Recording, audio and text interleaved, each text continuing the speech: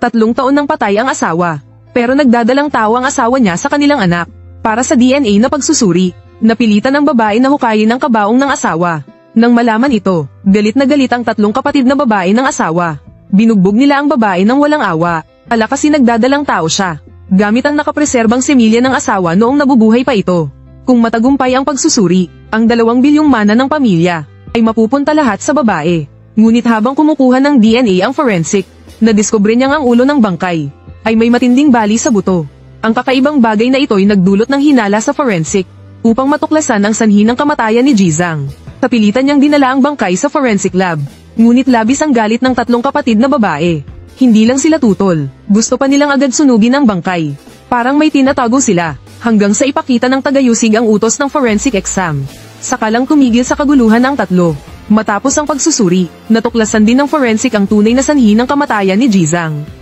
Hindi pala siya namatay sa sakit, siya'y malupit na pinatay. Noong araw na namatay si Jizang, nasa ospital ang 3 kapatid at ang asawa niya. Kaya't pinaghinalaan ng tagayusig ang 4, at isa-isang inusisa, ayon sa pahayag ng babae. Noong araw ng insidente, sandali lang siyang lumabas ng silid ng pasyente. Pagbalik niya, wala na ang hininga ng kanyang asawa. Ayon sa panganay na kapatid, matagal nang naiinggit ang bunsong kapatid sa kapatid na lalaki. Kung hindi, siya sana ang tagapagmana ng ari-arian. Ayon sa ikalawang kapatid na babae, madalas mag-away ang panganay at si bunso. Talagang masama ang relasyon ng dalawa. Ayon naman sa bunsong kapatid, sinumpa raw ni ikalawa ang kapatid na lalaki na mamatay. Talagang nakakabaliw, dahil lahat ng 3 ay may mauibong pumatay. Hindi matiyak ng tagayusig kung sino ang tunay na salarin. Ngunit matapos basahin ang ulat ng forensic kay Jizang, mas napalapit sila sa katotohanan. Natuklasan ng forensic sa katawan ng bangkay ang matinding dami ng pampatulog na maaaring makapatay. Dahil eksperto sa medisina ang salarin, malamang isa siyang doktor o nurse. Para malaman kung saan galing ang pampatulog, nagsagawa ng investigasyon ang tagayusig sa ospital. At sa talaan ng gamot 3 taon na ang nakalipas, talagang may nawawalang malaking dami ng pampatulog. At ang nurse na naka-duty noon, ang siyang tagapangasiwa ng mga gamot. Pero ang nakapagtataka, pagka-resign ng nurse 3 taon na ang nakalipas, bigla na lang siyang nawala ng tuluyan. Kaya naputol ang mga lead. Akala nila'y hindi na siya matatagpuan. Hanggang sa isang araw, nang nagdala ng pagkain ng kasambahay, aksidente niyang nakita ang larawan ng nurse. Nalaman niyang may malalang tumor ito, dahil ang peklat sa leeg niya ay kapareho ng sa kasambahay. Matapos marinig ang kanyang kwento, nalaman ng tagayusig kung saan naroon ang nurse. Ang taong may malalang tumor ay kailangang regular na uminom ng gamot. Sa pamamagitan ng masusing investigasyon, nakuha ng tagayusig ang tinitirhan ng nurse. Ngunit pagdating niya sa ibaba ng gusali, naabutan niya roon ang forensic. Naroon sila upang tugunan ang isang krimen. Sa room 203, 203. Hindi inaasahan ng tagayusig na huli na siya. Ang bangkay sa room 203 ay ang nurse mismo. Kahit walang bakas ng pakikipaglaban sa lugar, may mahigit 10 butas ng karayom sa kanyang braso. Agad nagsagawa ng forensic exam ang mga dalubhasa. Sana'y nakuha nila ang impormasyon mula sa nurse. Ngunit nauwi lang sa walang saysay na paghihirap. Nang lumabas ang forensic report, pareho ang sanhi ng kamatayan sa kay Jizang. Posible kayang iisa lang ang salarin. Habang inaalala ang araw ng krimen, biglang napansin ng tagayusig ang isang mahalagang bakas. Nakaluwag ang butones ng damit. Kung may suot na guwantes ang salarin, imposibleng matanggal niya ang mga butones. Matapos siyasatin ang damit, nakahanap nga sila ng fingerprint dito. Dahil hindi ito buo, kailangan pa ng oras para makumpirma. Habang pauwi na sana, biglang nakatanggap ng tawag ang tagayusig. Tumawag ang asawa ni Jizang.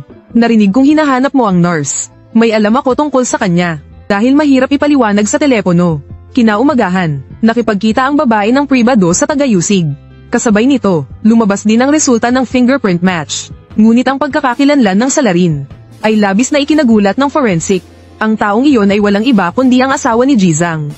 Sa kabilang banda, habang hindi nakabantay ang tagayusig, mabilis na naglabas ang babae ng pulbos at itinapon ito sa baso. Kasabay nito, dahil nalaman na ng forensic ang salarin, agad siyang tumawag sa tagayusig. Ngunit naka-silent ang telepono nito. Habang umiiyak ang babae, ikinwento niyang labis siyang nasaktan sa pagkamatay ng asawa. Ngunit habang lalapit na sana ang tagayusig upang umaliw, aksidenteng natamba ang basong may lason. Kaya't nakaligtas siya sa panganib. Nang mabaygo ang plano, nainis ng husto ang babae. Habang nasa banyo ang tagayusig, uminom muna siya ng pampakalma. Pagkatapos ay nagsuot ng guwantes. Mabilis niyang kinuha ang hiringgilya. Handa na siyang umatake. Pagbukas ng pinto ng tagayusig, mabilis siyang sumugod sa loob. Itinulak niya ito sa sulok. Itinutok ang Hyringgia sa vital na bahagi. Malapit na sana siyang magtagumpay. Ngunit naitulak siya ng tagayusig. Nahulog ang Hyringgia sa sahig. Ngunit nauna pa rin siyang nakapulot nito. Tatakbo ka. Ahabulin kita. Wala kang kawala. Mamatay ka na. Kung hindi dahil sa'yo, maayos ang lahat. Akala ng lahat tapos na ang tagayusig. Ngunit sa hindi inaasahang pagkakataon, naglabas siya ng pepper spray mula sa bulsa. At eksaktong dumating din ang mga pulis. Dahil dito, agad na inaresto ang babae sa mismong lugar. Ngunit sa loob ng silid interogasyon, bago pa man makapagsalita ang tagayusig, agad nang inamin ng babae ang kanyang kasalanan. Ipinaliwanag niyang siya ay nalulong sa iba't ibang gamot, kaya siya ay nagkaroon ng amnesia. Hindi na raw niya maalala ang mga naganap noon. Ngunit ang pagbabalat kayong ito, ay agad na nabasa ng tagayusig. Napag-alaman ng tagayusig na buwan-buwan. Lumalapit siya sa nurse para humingi ng gamot. Ngunit kapag nahuli siya ng tagayusig, palalantad ang kanyang pagkatao. Bagaman umamin siya sa pagpatay sa nurse, itinanggi naman niyang pinatay niya ang kanyang asawa. Dahil kulang sa ebidensya, napilitan ng tagayusig na ipagpatuloy ang investigasyon. Kasabay nito, nakakita ng kakaiba ang forensic sa medical record ni Jizang. Ang taas niya ay 174 centimeters. Ngunit ang bangkay na nahukay ay 171 centimeters lang. Ang 3 centimeters na pagkakaiba ay labis na ikinabahala ng forensic. Dahil dito, nagsagawa sila ng masusing pagsusuri sa bangkay ni Jizang. Nagdesisyon ng forensic na gumawa ng 3D facial reconstruction. Isinagawa ang 3D facial reconstruction. Ngunit nang lumabas ang resulta, isang kakatuwang bagay ang nangyari. Ang muling binuong imahe ng mukha ay hindi kahawig ni Jizang. Anong ibig sabihin nito? Nagparetoke ba siya? May mali ba sa proseso? Tumatanda rin ba ang mga patay? Tama na ang mga kalokohang yan. Hindi posibleng ganoon kalaki ang pagkakaiba sa itsura. Maliban na lang kung ibang tao talaga ang bangkay. Inisip ng forensic na posibleng hindi talaga si Jizang ang bangkay. Upang alamin ang katotohanan, kumuha ng sample ng lupa ang forensic mula sa puntod at sa bangkay.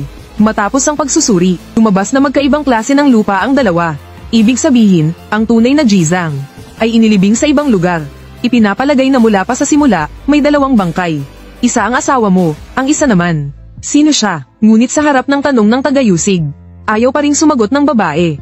Upang alamin kung sino ang misteryosong bangkay, sinuri ng tagayusig ang listahan ng nawawalang tao sa loob ng 3 taon. Ngunit kahit isang bakas ay wala silang nahanap. Ngayon, may huling paraan na lamang. Hanapin ang puneraryang nag-asikaso sa 2 bangkay.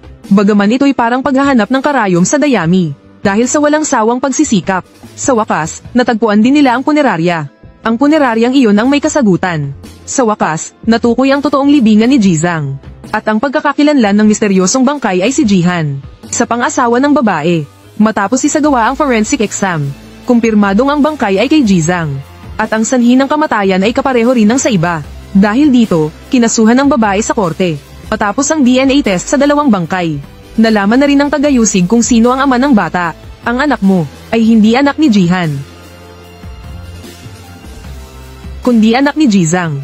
Pagkatapos makita ang DNA result, lubos na nabigla ang babae. Ang plano ng pag-aagawan sa mana ay bahagi pala ng plano nila ni Jihan.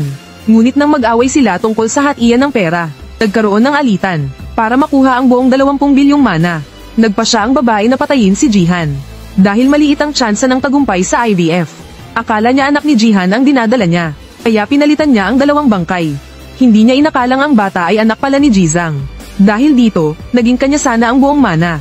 Kahit pangumiti siya ng buong saya, ang susunod ay ang kanyang pagbagsak. Baliw na babae, noong pinatay mo si Jizang, nawala na ang karapatan mong magmana. Hindi ka maaaring tumanggap ng mana. Nang marinig niya ito, para siyang tinamaan ng kidlat sa araw ng tag-araw. Hindi niya akalaing sa dami ng ginawa niya, hindi lang siya nawalan ng mana, kundi nakapatay pa siya ng 3 tao. Sa huli, pinarusahan din ang babae, at hinatulan siya ng kamatayan ng hukuman.